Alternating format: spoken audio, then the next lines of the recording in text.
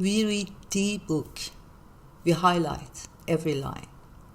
We even post some quote on Instagram. But still we can't swim. Why? Because information is not knowledge. And we are full of one and starving for another. We save advice. We read philosophies that we never use in real life. And then we wonder why we are stuck, why we can leave, why we are not calmer, why we are not leaving. The problem? The society is obsessed with knowing. We live in a world that we know everything except one thing, how to live those knowledge. We can recite human trauma theory by heart. We forget to apologize in real time. We watch lots of stories about slow living while our soup is burning on a stove. Why? Because we can't even put our phone down for a second.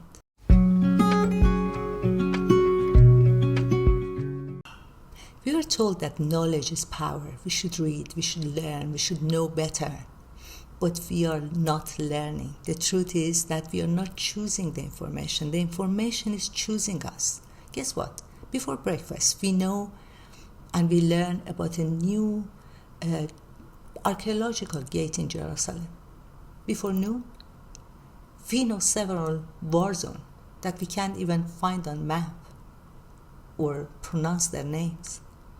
And before 5 o'clock, we know 5 ways of healing our inner child.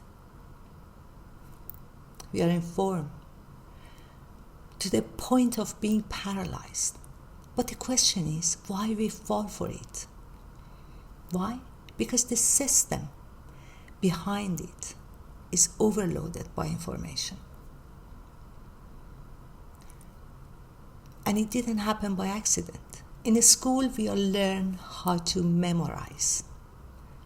Social media teaches us how to react, not to reflect. And the system teaches us how to upgrade our brain, but outsource our wisdom. And unfortunately, they are those that wrote the curriculum. Well, the problem isn't that the world is run by idiots. It's because they are convinced to be visionaries, and we fall for it. And somewhere along the way, we mistake collecting information with wisdom. We are told that if we read enough, we become enough. If we understood enough, finally we will be able to change. But there is always something else to understand. We were told that if you master the theory, the practice comes after it. But the truth is, that's not the way it works. Reading about swimming doesn't keep you from drowning. And yet, we mistake knowledge with a skill. Like reading about fire and expecting to not burn. We watch someone breathe and we call it healing. We have become fluent in a language of transformation, but we rarely touch the fire, rarely sit in discomfort long enough to understand what it means to emerge. The hidden cost of this knowledge is a kind of paralyzed by enlightenment. We don't take action because we know too much to take risk. We are aware of the consequence that we were taught. We are too educated to take action. And we always are waiting to be ready, to know more, to get a new course, to learn one more step and the right insight, the right mood. But the truth is, life doesn't wait for our readiness.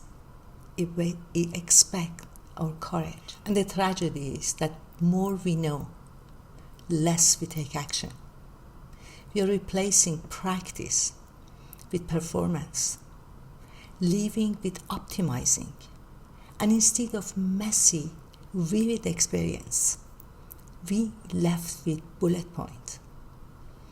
And those bullet points pile up and they become graveyard of what we should do. How to be calm, how to love, how to be productive, how to live.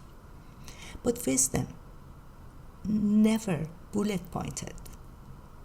It came in silence, in repetition, in ritual, repeated across generation, until they embodied in our DNA and became our knowledge of survival. And somewhere along the way, what we lost is not our focus, it's that power of knowledge that we embodied through generations. That knowledge that you shouldn't be said out loud is already there in our body, in our DNA, in the silence, through every breath that we are taking, our pace, our presence. Our ancestors knew by watching, not by scrolling. They watched the sky to understand when they should cultivate. They listened to the bird song to understand the passage of season. And they learned strength by waking up another day. The wisdom wasn't consumed, it was carried generation by generation, hundreds of thousands of years, to keep us survive, to teach us how to live. They were not overwhelmed with options. You already know through our ancestors how to live. We know love. We know how to love. We know how to live. We know how to feel alive. Because knowledge isn't what we need. It's what we live. Let's think about this way. The average life of a human being is 80 years and is 4,000 weeks approximately.